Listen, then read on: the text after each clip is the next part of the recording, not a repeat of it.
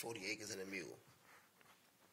After the Civil War, America struggled to reunite and to extend rights to former slaves. It was a time that saw new hope for Southern blacks as citizens and office holders, and sweeping changes in laws and government. That's when 40 Acres and a Mule came along, and what people looked at as something great, successful, the best idea ever.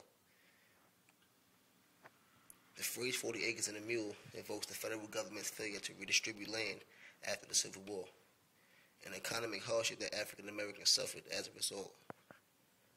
As Northern armies moved through the South at the end of the war, blacks began cultivating land abandoned by whites. Even the rumors developed around that land would be seized from the Confederates and given or sold to freedmen. Blacks still kept their hope.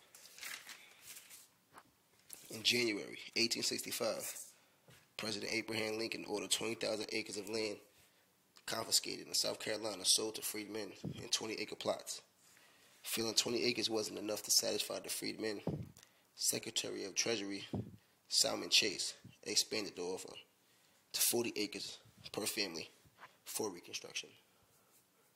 But what some people don't know is Reconstruction for slaves and freedmen began before the war ended. A few weeks after Union General William T. Sherman concluded his march to the sea in Savannah, that same month, William met with 20 African Americans, leaders, freedmen, who knew what would be best for their people and what their people wanted and needed, and that was land.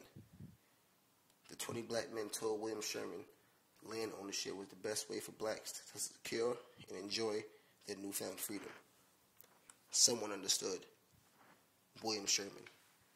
On the 16th of January, 1865, Sherman issued the Special Field Order, number 15.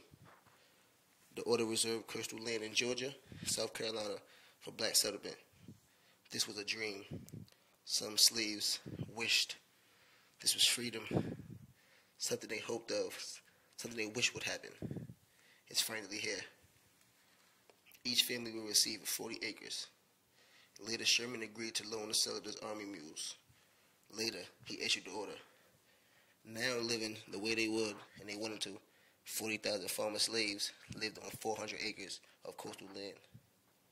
Now with a widespread of land, Congress seemed to indicate plans for a reform.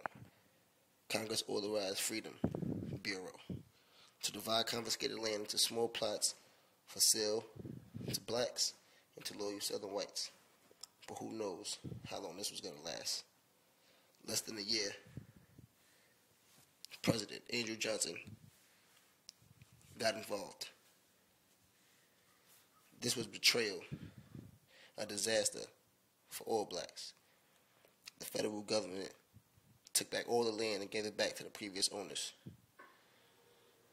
2,000 blacks retained land they won and worked after war.